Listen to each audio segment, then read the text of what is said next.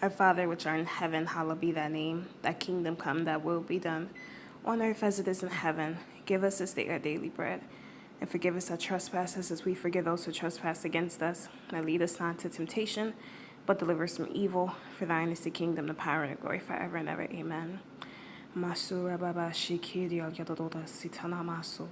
Father God, your word says in 1 Chronicles 4:9-10, Jabez was more honored than his brothers.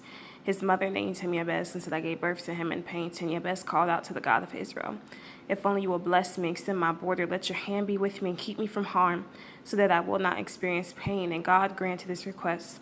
Father God, we pray in the name of Jesus that the Jabez anointing will fall heavy on this church in this hour, that you will grant the request for peace and deliverance, that you will grant the request for marriages being saved, that you will grant the request for spouses being saved, that you grant the request, Father God, for children being free, set free, and delivered. Your word says in John 8:36, therefore, if the Son sets you free, then you should be free indeed. So we decree and declare that children are being saved, spouses are being saved, members of the family are being set free, people's minds are being healed, set free, and delivered, Father God, that people will be clothed in a right mind.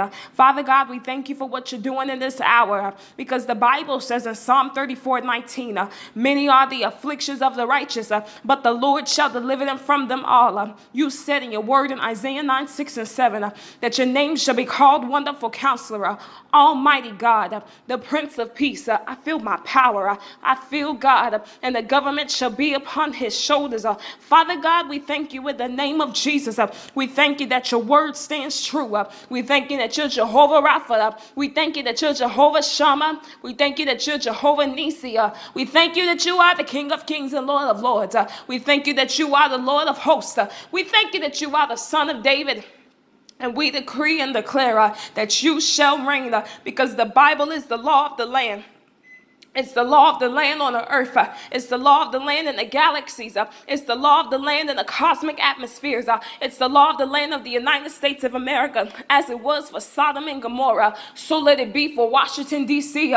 We decree and declare, Lord, that your power, your word says in 1 Corinthians 4:20, that the kingdom of God is not in word but in power. And one translation said it's not in talk but in power. So, Father God, we don't need to hear talk, but we need to hear the power of God. We need to hear the power of God. And Father, we thank you, Lord, that the prayer has been answered.